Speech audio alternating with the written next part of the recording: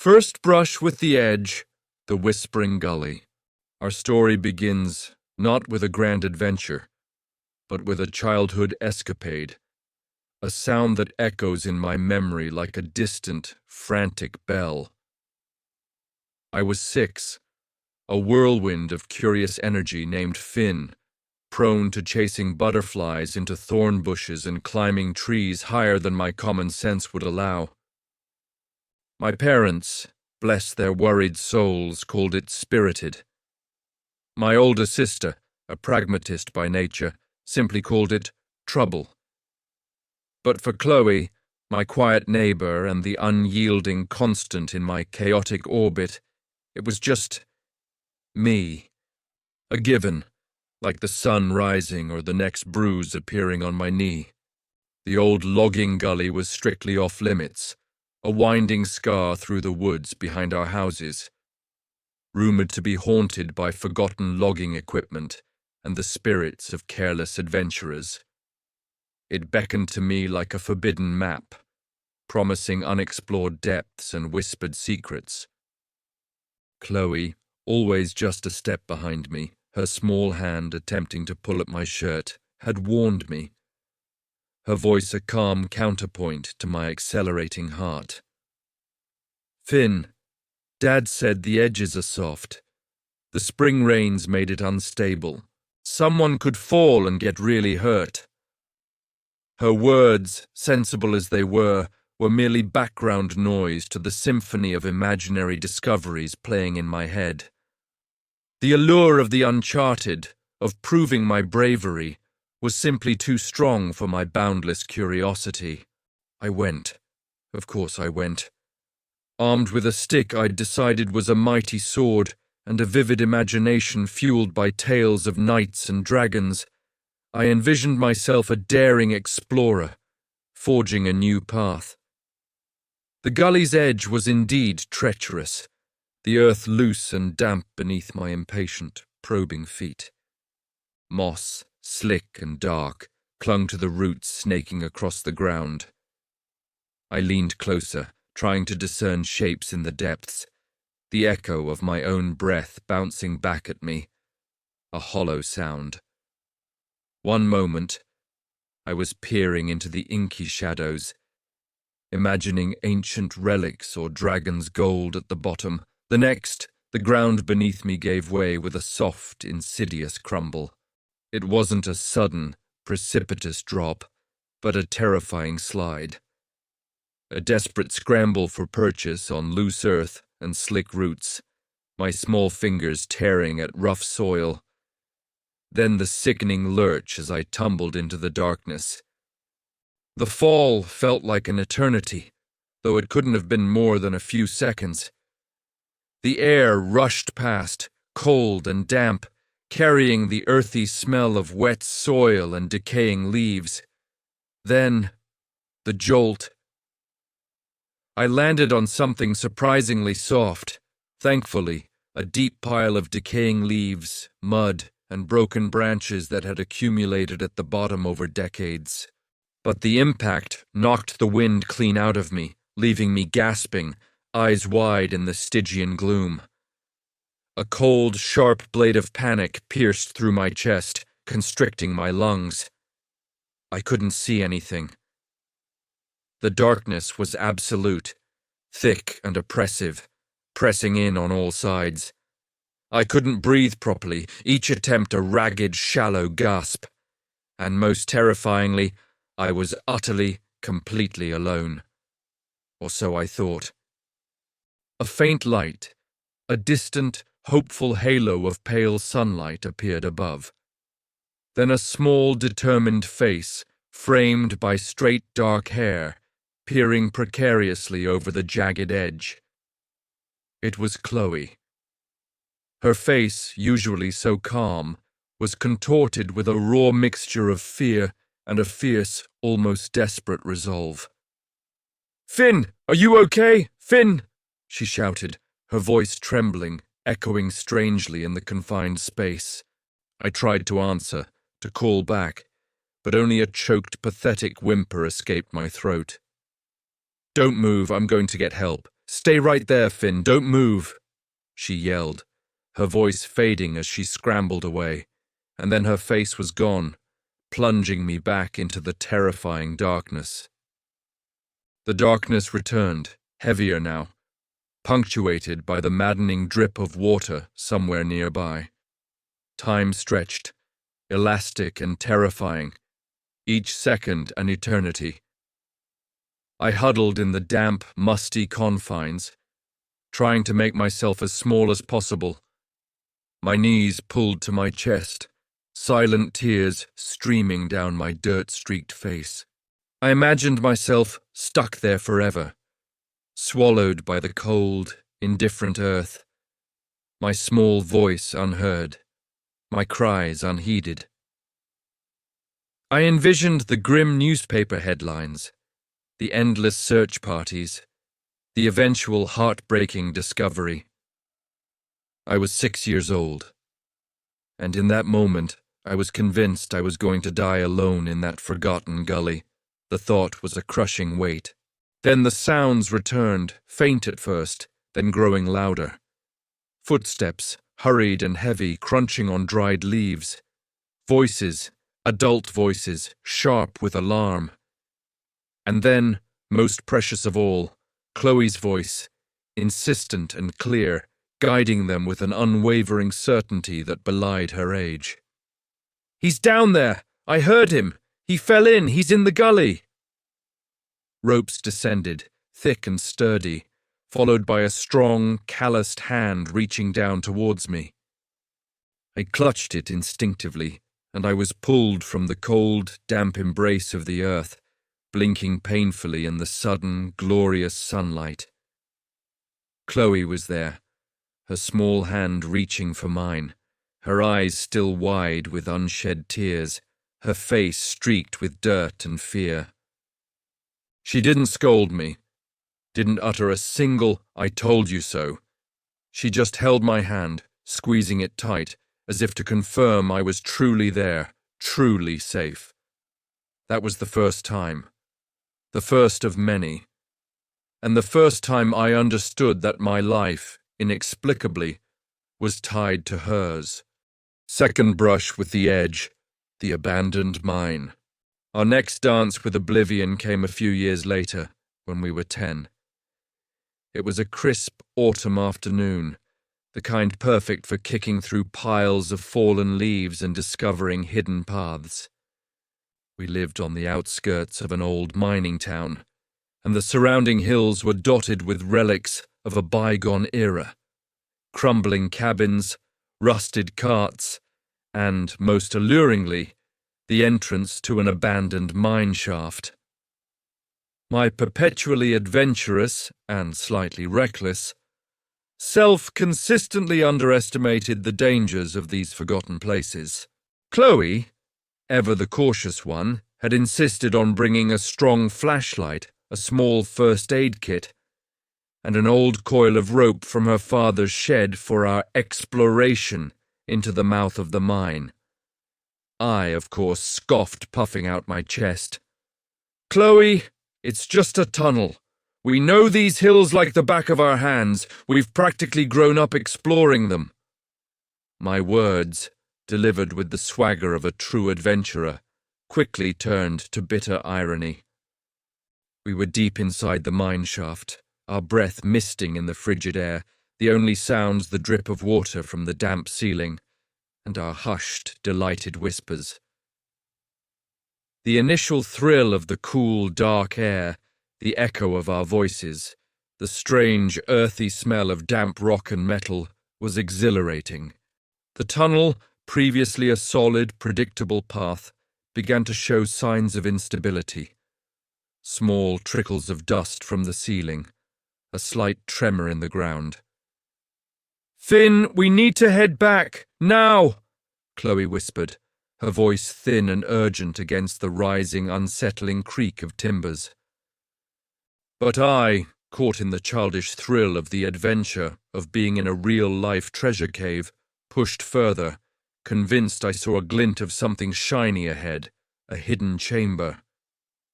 Just a little further, I saw a perfect spot for gems, A hidden cavern. Come on, Chloe, I called back, my words swallowed by the oppressive silence, barely audible even to myself. And then, in a blink, she was gone. It happened so fast. One moment, Chloe was a blurry figure behind me, her flashlight beam flickering nervously. The next, she simply wasn't. A low rumble, a sickening groan of stressed wood, and then the air was thick with dust and the terrifying sound of collapsing rock. The tunnel behind me had caved in, trapping me in the absolute darkness. Panic, cold and sharp as the subterranean air began to set in, prickling my skin. My hands, even through my thin gloves, were growing alarmingly numb, losing all feeling. My teeth chattered uncontrollably, my jaw aching with the effort to stop them. I tried to feel my way back, to find the newly formed wall of debris, but every direction felt the same. A featureless, suffocating expanse of rock and dust. I fumbled and crawled for what felt like endless hours, though it was likely only 30 minutes. My legs grew heavy, leaden weights dragging through the loose rubble. My breath came in ragged gasps, each inhale a painful rasp against my raw throat, filling my lungs with dust. The playful magic of the exploration had turned sinister, a suffocating tomb that threatened to swallow me whole. I started to shiver violently, a deep, bone-rattling cold that seeped into my very core, chilling me from the inside out. I pictured my warm bed, a steaming hot meal, my mother's worried face, the comforting glow of our fireplace. The thought of collapsing, of simply giving up and letting the darkness claim me, of succumbing to the overwhelming fatigue, flickered like a tempting, deceptive ember in my mind. 10 years old, lost and freezing in a collapsed mine, and once again, I felt the icy breath of oblivion on my neck, whispering promises of warmth and rest. Just as the world began to tilt, and a strange, comforting drowsiness crept over me, threatening to pull me into a deep, unending sleep, a faint sound pierced the oppressive silence. A scraping, then a rhythmic tap, tap, tap. Distinct, clear, and utterly familiar. Chloe. She was digging. I tried to shout to signal my location, but my lips were too numb, my mouth too dry. I tried to whistle, but my voice was a weak croak, barely audible above my own ragged breathing. But then, a sliver of light, a determined beam, materialized through a small crack in the rubble. And then, a small, determined face, streaked with dirt and sweat. It was Chloe. Her face was red from the effort, streaked with dust, her hair plastered to her forehead, but her eyes, wide and focused, met mine with an intensity that burned through the chill. She didn't hesitate. She didn't scold or even look angry, only relieved. She simply extended her hand through the narrow opening, her grip surprisingly strong and warm, a lifeline in the desolate expanse, and began to pull me, slowly but surely, towards her, towards safety. She'd used the coil of rope, tied it around a support beam, and was methodically clearing the smaller debris, her sheer will a force of its own, and never given up. She led me back to the mine entrance, where the crisp autumn air felt like a miracle, and the worried, relieved faces of our parents awaited. My parents, frantic with worry and gratitude, enveloped me in tight, tearful hugs. Chloe, meanwhile, just quietly cleaned her dusty hands, her eyes occasionally flicking towards me, a silent understanding passing between us, a shared secret of survival. 2 down. Too many more to go. Third brush with the edge, the fury of the river. By the time we were 14, My reputation as Finn the Reckless was firmly established. It was practically my middle name. Chloe, consequently, had earned her unofficial title as Chloe the Steadfast, or sometimes, more affectionately, Chloe the Finn Whisperer. Our latest escapade involved a summer camping trip by the Willow Creek, a popular spot for teenagers to test their limits, often with more bravado than common sense, and certainly with insufficient supervision. I, of course, possessed an abundance of the former and a distinct, almost willful, lack of the latter. Chloe, being pragmatic and safety-conscious to a fault, had meticulously checked all our gear, insisted on pitching the tent on high ground, even giving me a quick lecture on flash floods that I mostly ignored, and had even tried, fruitlessly, to convince me to stick to the designated trails. I, in my infinite teenage wisdom and eagerness to explore, dismissed her concerns with a wave of my hand. "Chloe, it's just a creek. The weather's clear. Besides, what could possibly go wrong?" My arrogance, as usual, proved to be my swift undoing. We were hiking along a narrow path beside the creek, the afternoon sun warm on our backs, the air still and humid, carrying the scent of damp earth and summer foliage. I felt invincible, each step a testament to my burgeoning strength and newfound sense of daring. Chloe was a few paces behind, her eyes scanning the sky, a quiet anxiety etched on her usually serene face.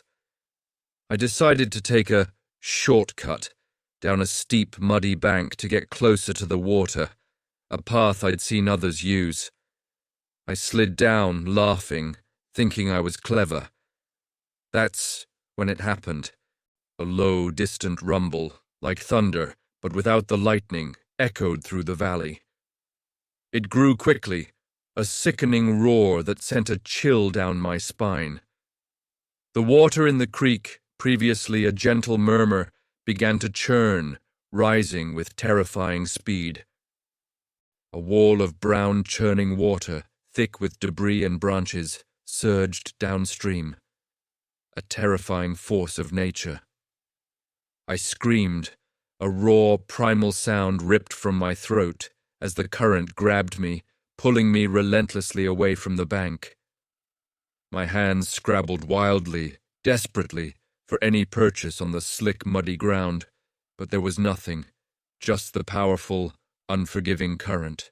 The water, my only escape, was now my enemy, pulling me violently downstream, slamming me against submerged rocks and branches.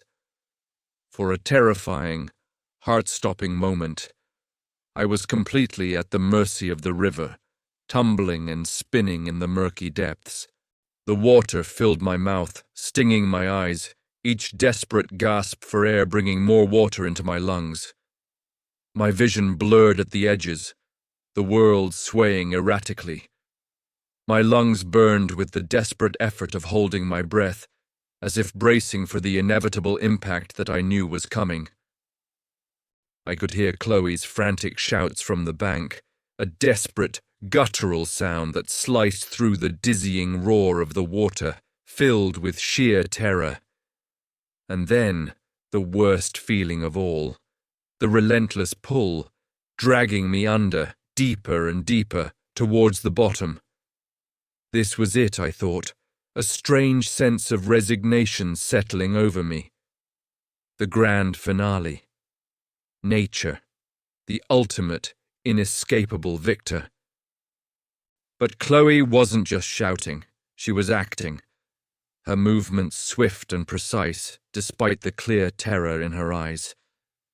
With an incredible burst of strength, born of sheer terror and a will forged in countless previous near misses, she grabbed a thick, fallen branch, raced to the nearest bend in the creek where the current was slightly less furious, and extended it towards me. Her face was contorted with effort, a grimace of pure, unflinching determination.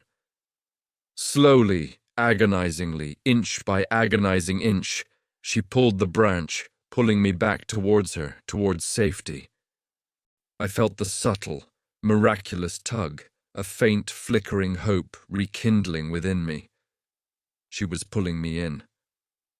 I struggled through the water, slowly at first, then faster, until I was close enough for her to grab my outstretched hand, her fingers closing around mine like a vice.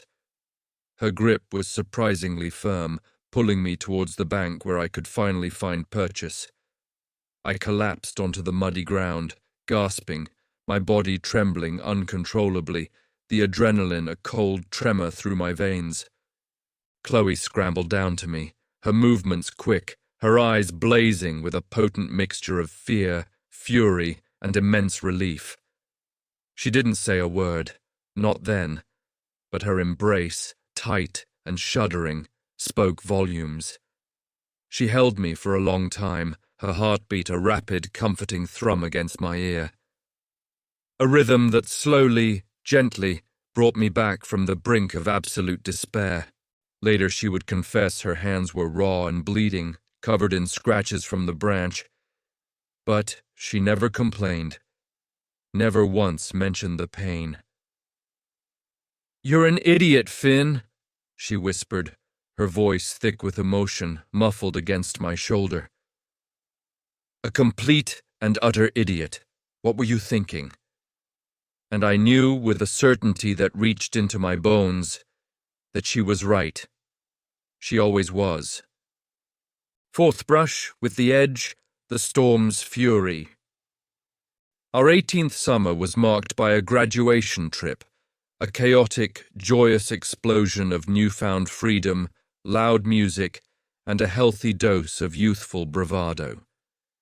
The main attraction, for those of us with a penchant for mischief and pushing boundaries, was a week-long camping trip in the remote Blackwood Forest. Notorious for its unpredictable weather and dense, ancient trees, I, of course, was always eager to participate, egged on by the cheers and dares of my friends. Chloe, ever my reluctant accomplice, came along. "Just to make sure you don't actually get struck by lightning this time, Finn," a statement delivered with a weary sigh and a familiar roll of her eyes. The forecast was clear, deceptively so. The sky had been a brilliant, cloudless blue for days.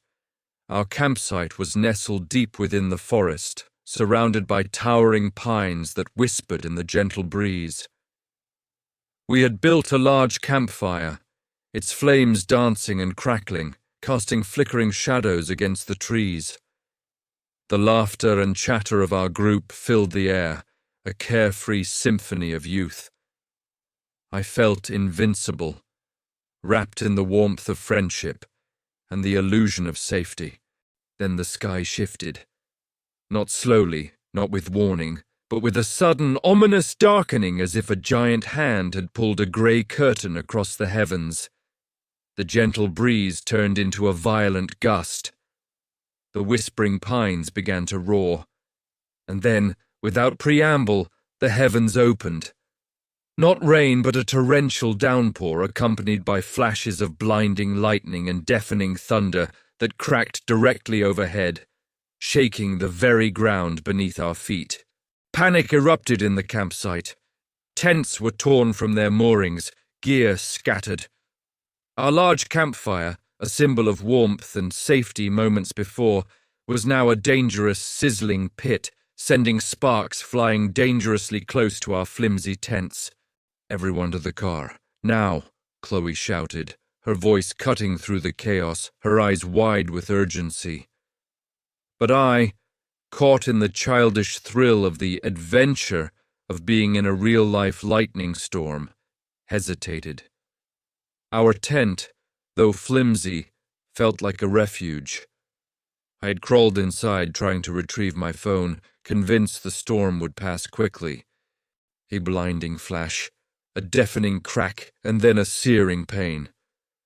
The lightning hadn't hit our tent directly, but it had struck a towering pine mere feet away, sending a jolt of raw energy through the damp earth, into the tent stakes, and directly into me.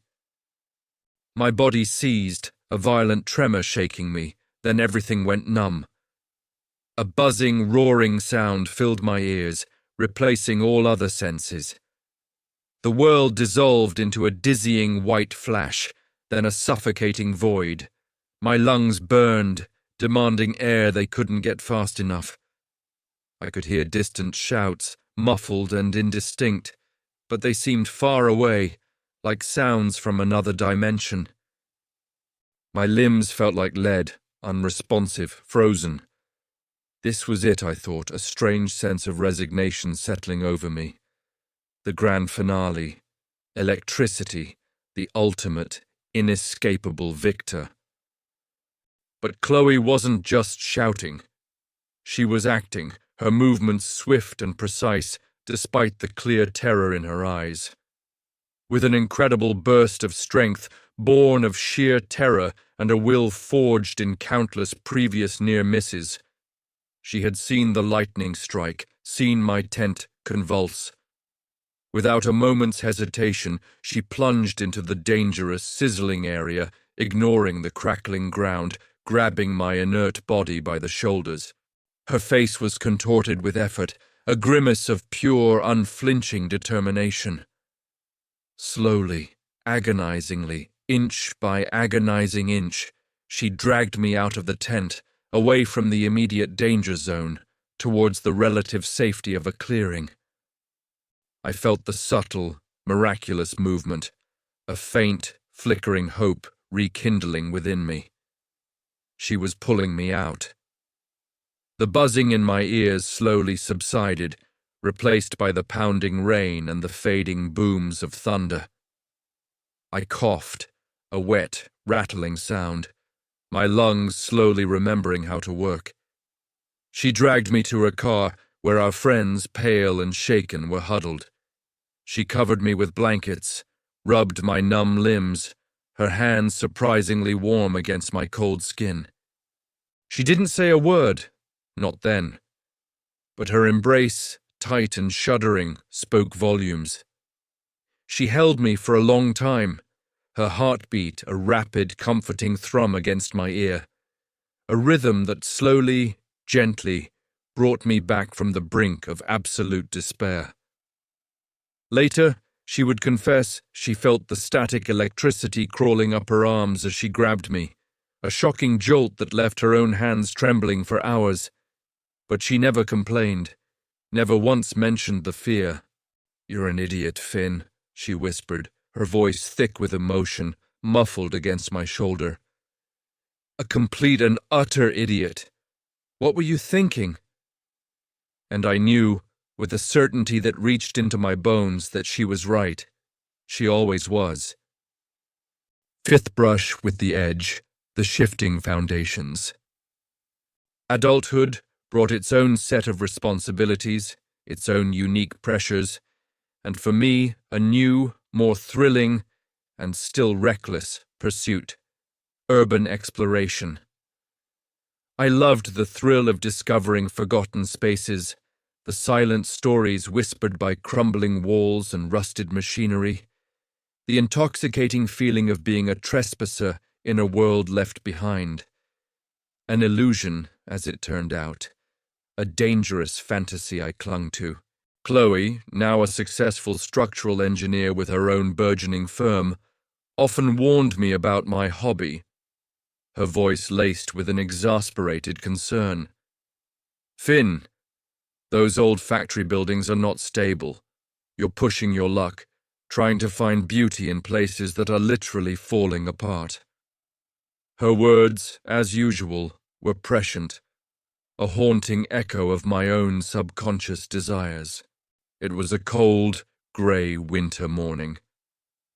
The air was thick with the scent of damp concrete and metallic dust. I was exploring an abandoned textile factory, a colossal labyrinth of crumbling brick and broken glass. Chloe had called earlier, asking if I wanted to grab coffee. a casual invitation I'd politely declined, brushing off her subtle, unspoken invitation to slow down, to reconnect. I was deep inside, fascinated by the patterns of decay, the way sunlight streamed through broken skylights onto dust-covered looms. Then a low groan, not from the wind, but from the very structure around me. It was followed by a sickening crack, loud and sharp, echoing through the vast empty space. The ground beneath me shuddered violently. A large section of the ceiling above began to crumble, sending down a rain of debris and thick dust. I screamed, a raw, primal sound ripped from my throat, as I instinctively tried to dive for cover. But there was nowhere to go. The floor gave way beneath me with a deafening roar, plunging me downwards. The world dissolved into a terrifying symphony of grinding concrete, shattering glass, and the horrifying sound of crumpling steel. The impact was brutal, a violent jolt that slammed me against a twisted metal beam, then threw me against a pile of broken machinery, sending a blinding flash of pain through my side. Dust choked me, glass shattered, raining down like sharp shards. Concrete shrieked and groaned, twisting into grotesque shapes. The world spun, a dizzying carousel of dark shadows and blurring debris, then abruptly stopped with a final, sickening crunch. The silence that followed was more terrifying than the collapse itself, a sudden, heavy void. I was trapped, pinned under heavy rubble, a twisted, unrecognizable wreck of a space, its broken windows casting eerie, broken glows on the dust-covered floor, illuminating shattered fragments. A searing, sharp pain lanced through my leg, stealing my breath. My head throbbed, a dull, insistent drumbeat. I tried to move, to assess the damage, but my limbs felt like lead, unresponsive and heavy. A strange, unnatural calm descended upon me. I could hear the distant wail of sirens, growing louder, closer, but they seemed far away, like sounds from another dimension, muffled and indistinct. My breath came in shallow, painful gasps, each inhale a struggle against the crushing weight on my chest. I could feel warm, sticky liquid trickling down my face, a grim confirmation of what I already knew. This was it, I thought. A quiet, almost serene acceptance settling over me, washing away the panic. This was the one I wouldn't come back from. My recklessness, my impulsive need for discovery, had finally caught up to me, demanding its ultimate price. My life, a fleeting montage of scraped knees, snow angels, sun-drenched afternoons, Chloe's exasperated smile, her worried frown, her unwavering, constant presence. It all flashed before my eyes, a final, bittersweet farewell. Then, a voice. Faint at first, almost imperceptible over the ringing in my ears, then more insistent, more urgent. "Finn! Can you hear me? Finn! Answer me, please!" It was Chloe. How? How was she here? I had told her I was going to be busy. I had explicitly avoided telling her which factory I was exploring today. It defied all logic. "Chloe?" I croaked, my voice a mere, painful whisper, barely audible even to myself. Thank God, oh thank God. Don't move. Finn, please don't move. The rescue teams are almost here. I can hear them. Just stay with me, Finn. Keep talking. Tell me anything. Her voice was filled with a desperate urgency, a raw terror, but also a comforting, unwavering strength that pierced through the haze of pain and shock. She was talking to me, telling me about the sounds of the rescue teams, about the plan, about anything and everything to keep me conscious, to keep me tethered to the living world. She must have had a feeling, an inexplicable premonition, a flicker of intuition that had driven her out into the cold, winter morning, a desperate search for me. She was always there, always, a constant, protective shadow. The next few hours were a blurred, agonizing nightmare of flashing blue and red lights, urgent voices, the whine of rescue tools cutting through metal and concrete, and searing, pervasive pain. I woke up much later in a hospital bed, tubes in my arm, a dull, throbbing ache pervasive throughout my body. Chloe was sitting beside me, slumped in a chair, her eyes red-rimmed from crying and lack of sleep, but alert, her hand clasped around mine. "You scared me half to death, Finn," she said quietly, her voice hoarse. I had a bad feeling. A really bad feeling, so I drove out, just followed a hunch, and then I saw the dust cloud. She didn't need to explain further, we both knew. She had found me just minutes after the collapse, before anyone else had even called it in, before the emergency services could pinpoint the exact location in the vast factory. She had been my first responder, my savior, as she had been so many times before. My fifth close call, a testament not to my resilience, but to her constant vigilance, her inexplicable connection to my precarious existence. Sixth brush with the edge, the silent invader. Years passed. Our lives had taken different, yet inextricably intertwined paths.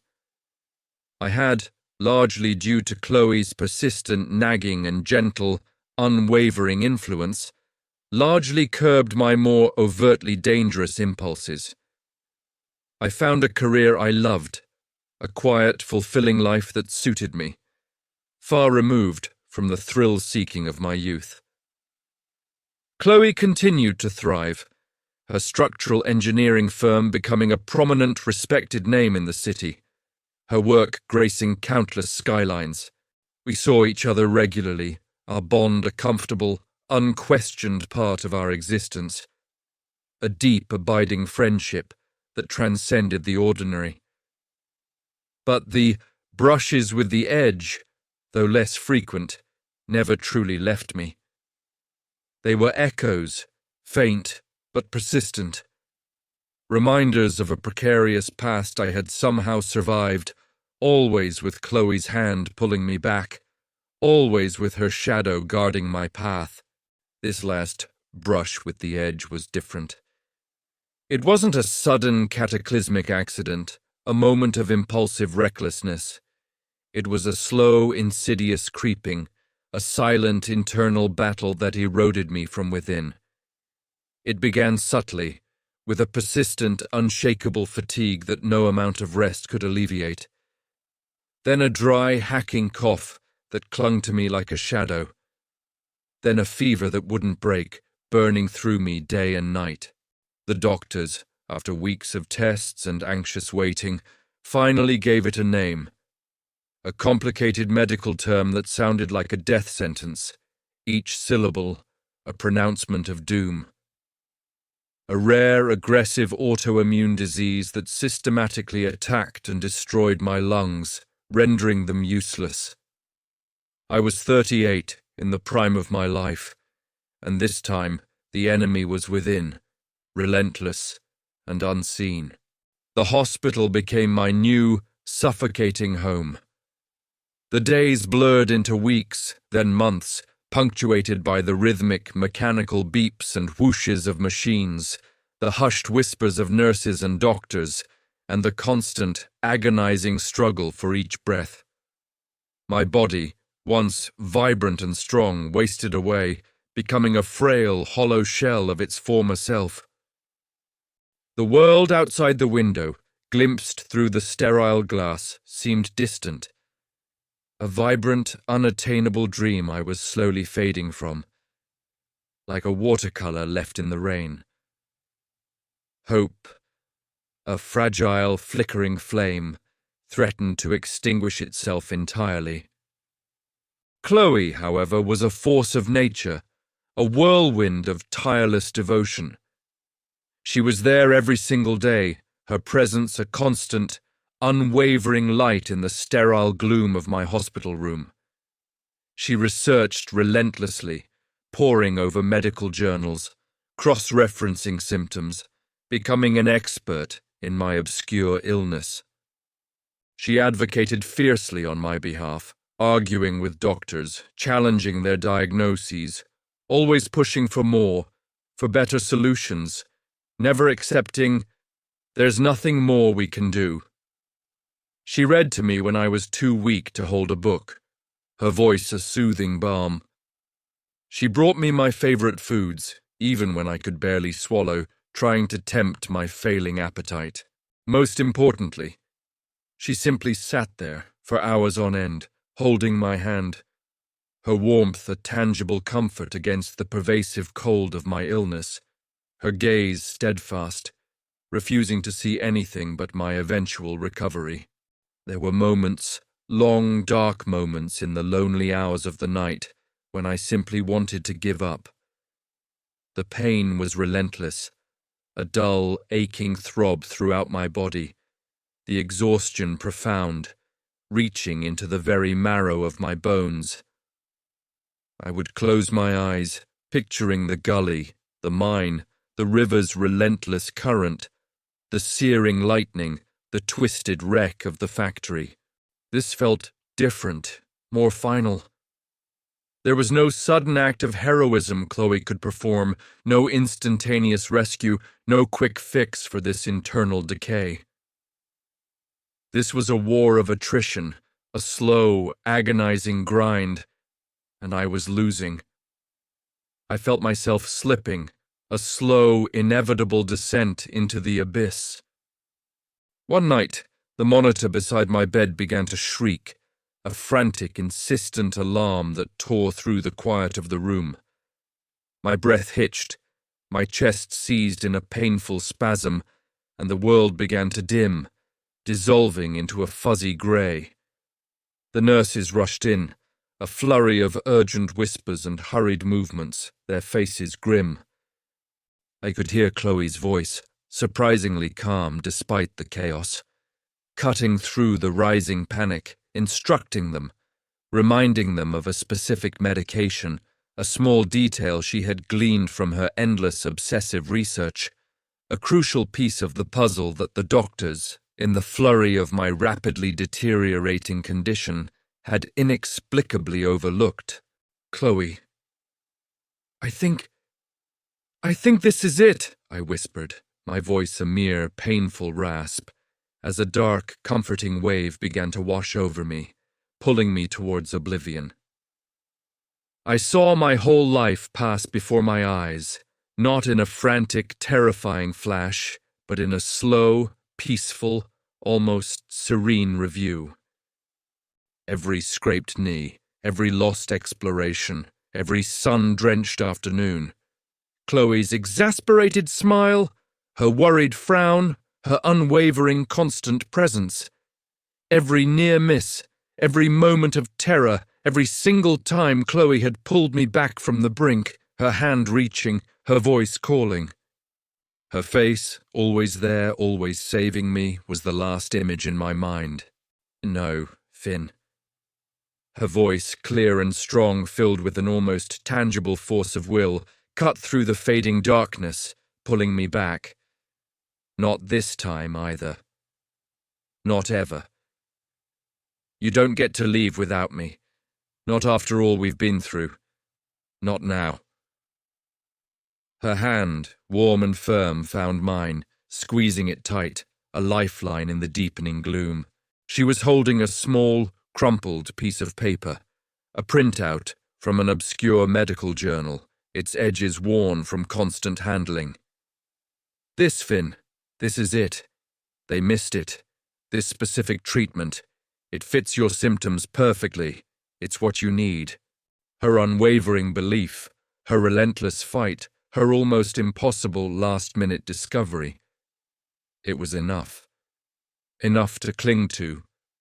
Enough to fight for. The doctors, initially skeptical, their faces creased with doubt, but desperate, followed her lead, giving me the experimental treatment. The new medication, a long shot, a desperate gamble, began to work. Slowly, agonizingly slowly, I started to turn a corner. The fevers subsided. My breathing eased, becoming less labored, less painful.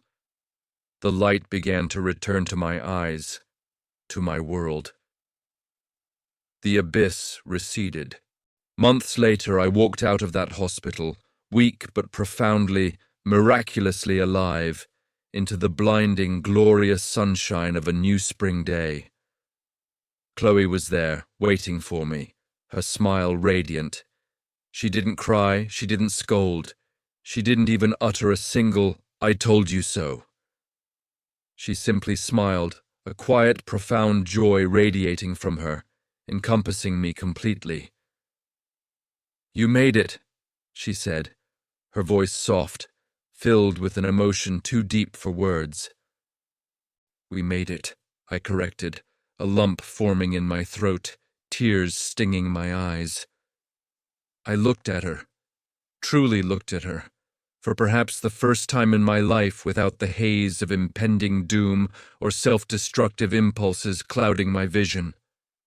She wasn't just my rescuer, my guardian angel, my anchor.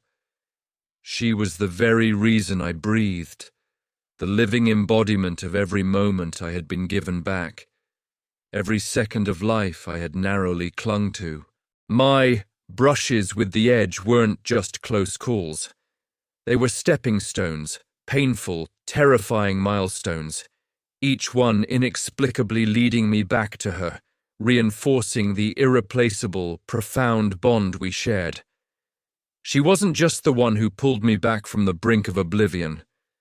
She was the one who pulled me into life, fully, completely, irrevocably. And for the first time in my entire existence, I felt truly, utterly, beautifully alive. That's it, folks. If you enjoyed this journey into the world of English, please subscribe to English Tale Box for more captivating narratives and language insights. We'd love to hear your thoughts in the comments below. And don't forget to share this video with anyone who loves a good story or is learning English. Thank you for watching.